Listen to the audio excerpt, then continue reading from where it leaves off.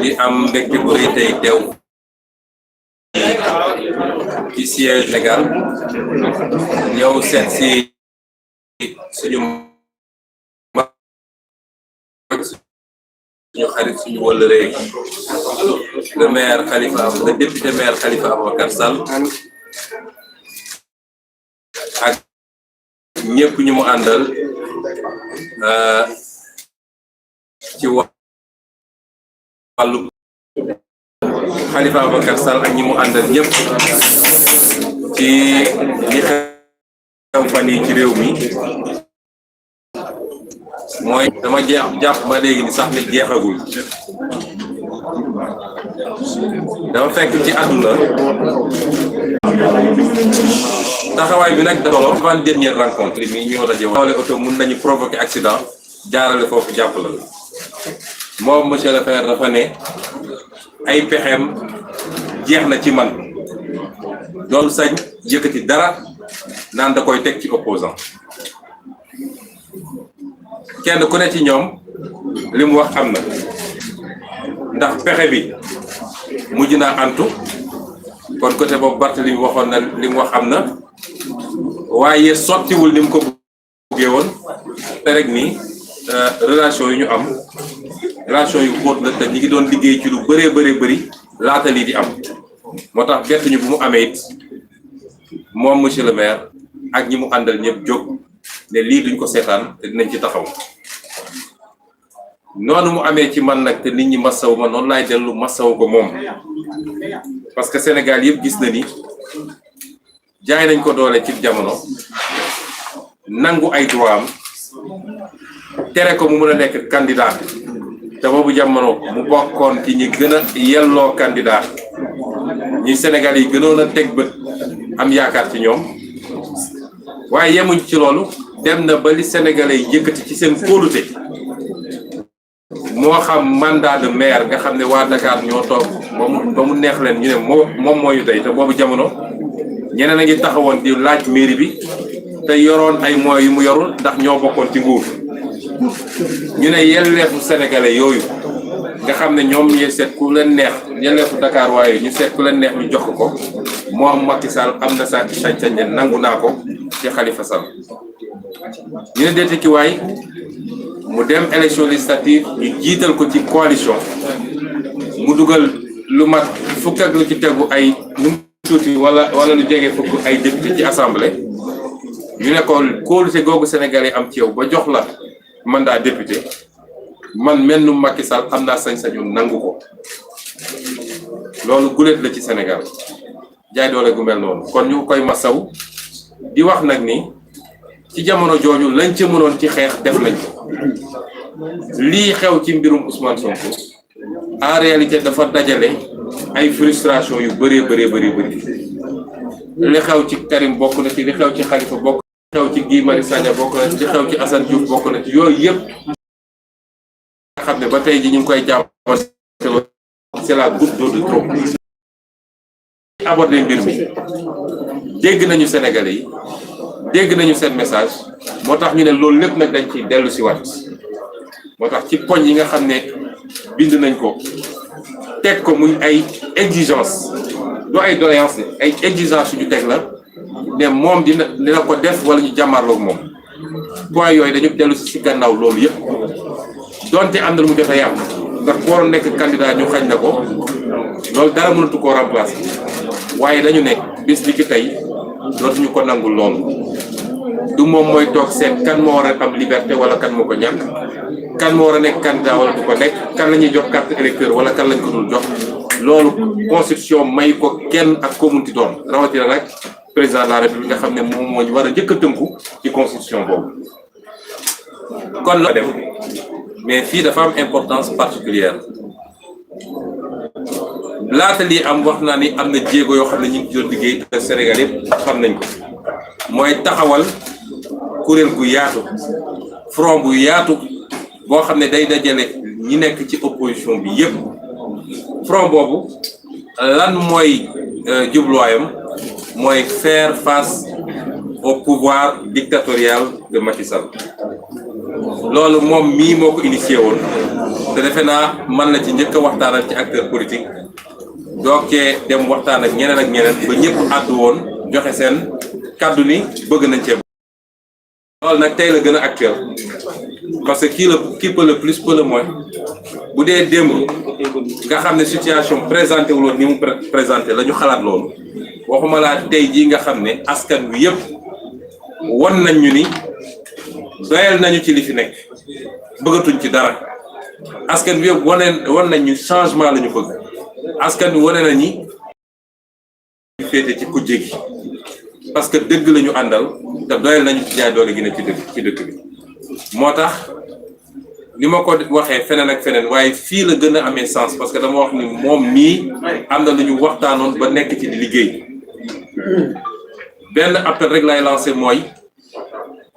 lu ñuy def rek nañ ko def ci lu gaaw parce que waxtaanu politicien dafa faral di gudd askan wi lu ñu wan mooy moom jiitu nañu buñ ko àndul def ci lu mu gën a gaawee ku ko jóg ci ñun def koy askan wi dina la topp parce que askan yi locomotive la soxla fi mu toll nii mooy kuy xëcc mbir mi kon suñu responsabilité ñun ñëpp ñu xam ni mënut ñu toog fii di làkki tubaab di bind ay texte di corriger ñu naan diw wax na diw d'accord na ci lu mu gën a gaawee il faut ñu taxawal kuréel goo xam ne dafa boole opposition bi yëpp mu doon kuréel bu dëgër boole toutes les forces vives de la nation mouvement citoyen bu yaakaar ni gis na boppam ci mbir mi mu nekk ci ñu nekk kuréel googu nag gis ni ki tey li mu war a saytu ci dëkk bi na ko saytu waaye dootuñu bàyyi benn nit muy buur di bummi ku mu neex mu duma ku mu neex mu tëj ku mu neex mu kuréel googu dépassé na cadre politique wala cadre compétition politique ñi ca mën a ànd nag ci politique bu ñu demee ba war a jub dëgmal élection ñoom dinañu toog waxtaan ànd dem ci politique loolu suñu responsabilité ñun ñëpp la te en tout cas ñun Pastef bu soobee yàlla dootuñu ci xaar kenn bëgg nañ ci ànd ak ñëpp waaye dootuñu ci xaar kenn politicien boo xam ne da ngaa yor say calcul yow mun nga toog def say calcul mais fi mu ne nii c'est l'intérêt national qui est en jeu kenn amatul droit nekk fii di régler ay questions subjectives diw jote naa ak moom lii diw xalaatuma ak moom lii loolu weesu nañ ko loolu benn la ci njàngat yi nga xam ne jëlee nañ ko ci lii ñaareel bi mooy am na message boo xam ne askan bi daf ñu ko transmettre ñëpp ci acteurs politiques yi mooy li muy xaar ci ñun mooy beneen façon wu taxaw yi ak beneen façon wu def politique parce que jeunesse bi génn massivement wane ni liñ doon wax ci sénégalais amu ci parce que koo wax mu ne la sénégalais yi gëmuñu dara sénégalais yi ñemewuñu sénégalais yi tey wane nañ ni li am Sénégal defe naa kenn mus koo gis Afrique ba mu daj kenn mus koo gis te dara taxawalu ko lu dul une jeunesse consciente responsable et patriote jeunesse boobu message boobu mu ñu envoyé suñ ko mënul décrypter ñun rek boo moytul ñun ak ñeneen yëpp la ñuy boole dugal ci benn sànni mooy li ñuy xaar ci ñun mooy ñu nekk à la hauteur du peuple et qu'on sache se sacrifier pour le bonheur de ce pays je crois que message boobu ñun décrypter nañ ko Khalifa ak ñi mu àndal décrypter nañ ko keneen ak keneen décrypter na ko et ça dafa war a commencer dès maintenant ci suñuy taxawaay ak suñuy comportement ñu wane ko it mooy su dee ay ndaw ñoo prêt ñoo pare pour joxe seen bakkan ngir réew mi ñun ñii ñoo war a jiitu ci loolu désormais mu jaral ñu loolu parce que réew mi da koo jar te loolu jàpp naa ni dugg na ci suñu nopp ñun ñëpp bu ñu génnee ci loolu nag ñu dellu si ci wax ni ñoo ngi bokk ak askanu Sénégal yëpp naqar bi nga xam ne dal nañu tey fukk ak ñett ci ay ndawu réew mi nga xam ne espoiru réew mi lañu seen bakkan rot na ci lii ci loo xam ne lu ñu mënoon moytu la loo xam ne lu mënoon ñàkk la te dara warul ko lu dul bëgg nguur ak yaakaar ne da nga war a sax ci nguur loolu it ñu ngi koy boole nag ñu ngi ànd ci ko naqarlu ak askan bi yépp di wax ni dafa gën a yokk suñu responsabilité ci réew mi te loolu du doon loo xam ne day jàll par perte au profit mooy du jaas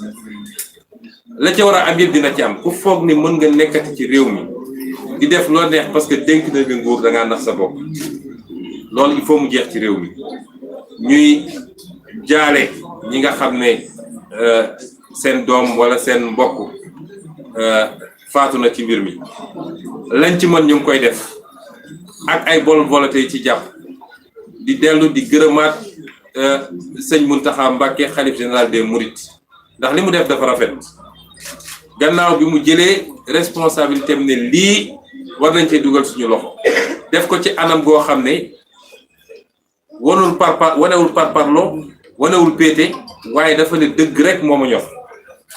waaye yemul ci loolu dafa yëkkati lu am solo ci alal ne lii maa ko teg ci mbir mi pour ñu jàppale ñi nga xam ne gaañu nañ ci wala ñi nga xam ne seen bakkan rot na ci ñu jox leen ndàmpaay démb bi ñu ma woowee wax ma ko ñi mu yónni dama leen ne ñun duñ ci laal duñu nangu benn politique laal ci waaye liste détaillée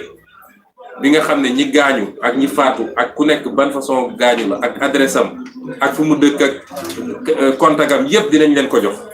bu ko defee seen délégation dem fa lañ fa war a joxe ñu joxe ko ci turu sëriñ bi ñëpp xam ne lii sëriñ bi moo ko andi pour jàppale askan wi kon loolu rafet la ci Sénégal moo tax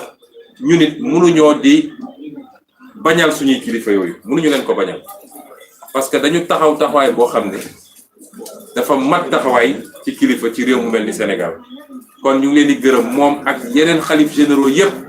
ak église bi parce que ñëpp intervenir nañ ñëpp def nañ ñu waroon def dafa fekk suñu doye di ñun en tant que acteur politique ñoo taxawul taxawaay bu mat rawatina ñi mënoon a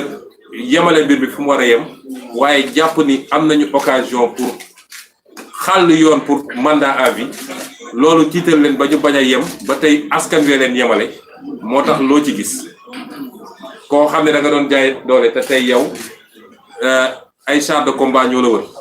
muy sa kër muy pare ñemetoo génn doxantu moo tax doole yàlla rek ko yor ku beew ba jàpp ni yow yor nga doole bu kenn yorul ndax nga sa bopp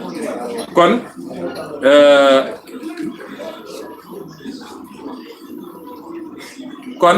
ñu ngi leen di gërëm loolu la ñu bëggoon a wax di dellu si di gërëm suñu mag Khalifa Sall di wax ni am nañu ubbeeku bu doy lu weesu situation bi ñuy dund ci joxante loxo ak moom ak mouvement am ñu liggéey ngir Sénégal anam yi ñu koy defee nag ñoo ngi ciy waxtaan bu baax du lu ñuy wax fii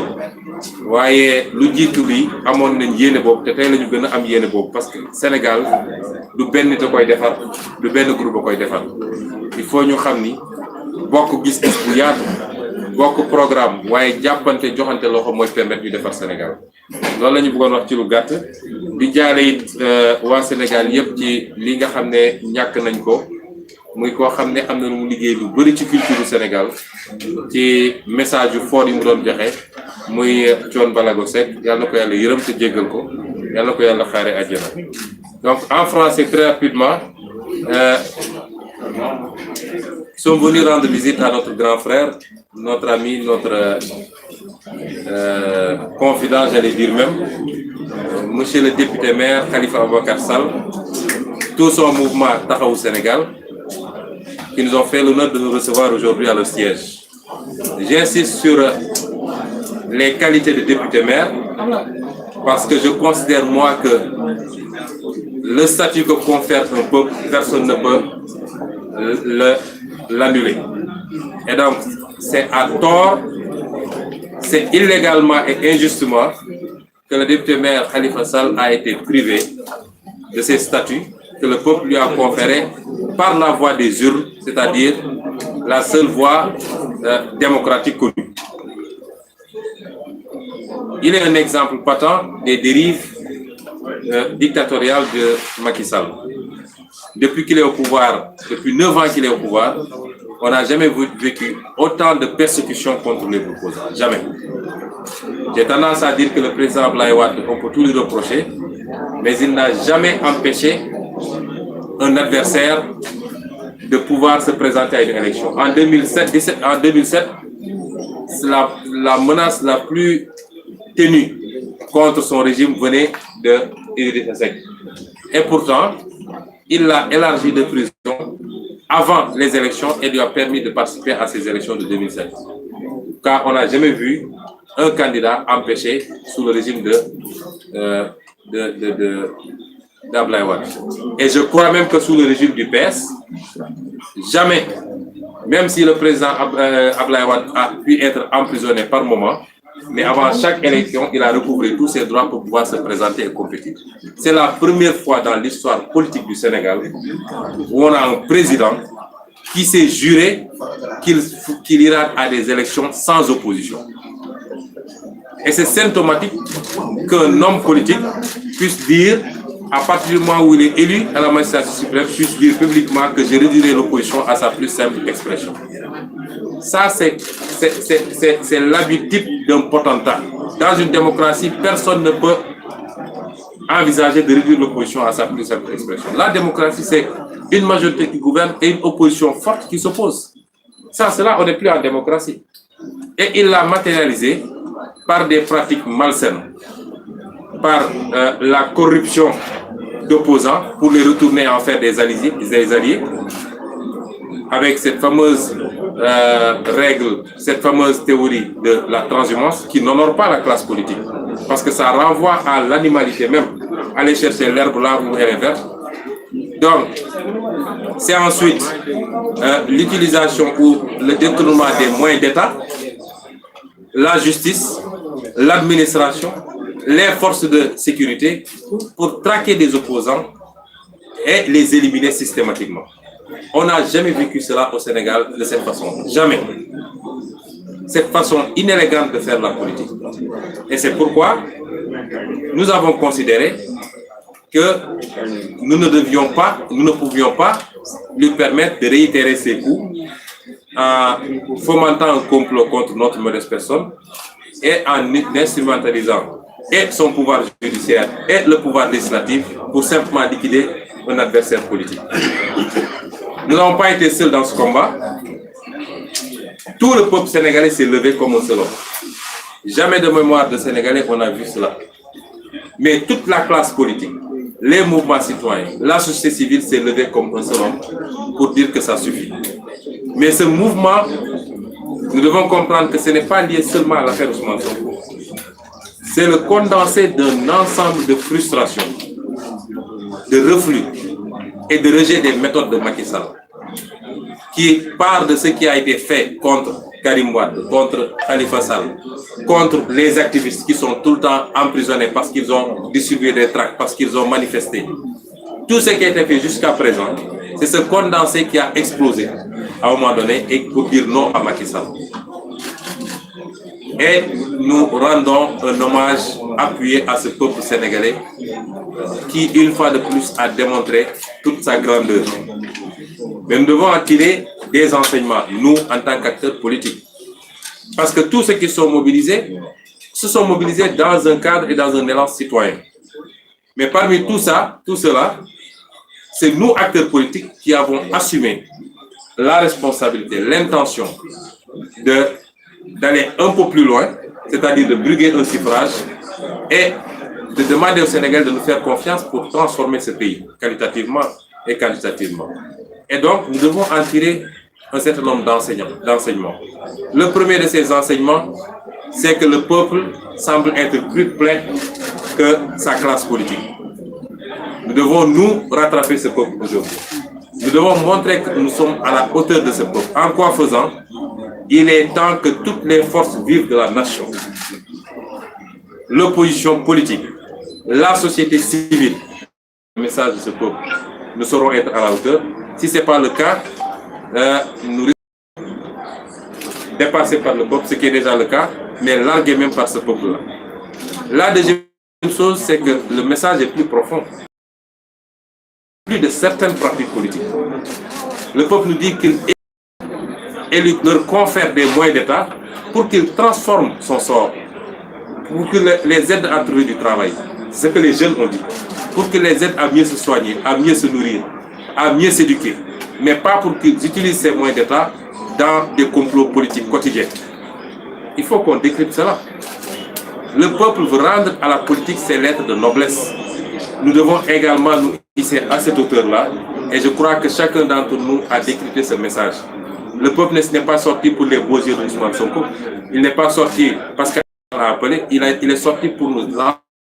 lancer un message fort au tenant du pouvoir, mais également à nous qui sommes l'opposition. Je crois que nous n'avons plus le choix, nous sommes obligés de nous aligner et d'être à la hauteur de ce peuple-là. C'est les enseignements que nous tirons au pied levé de ce qui s'est passé, tout en continuant à regretter les pertes en vies humaines. Continuant à regretter également ces innombrables blessés, dont certains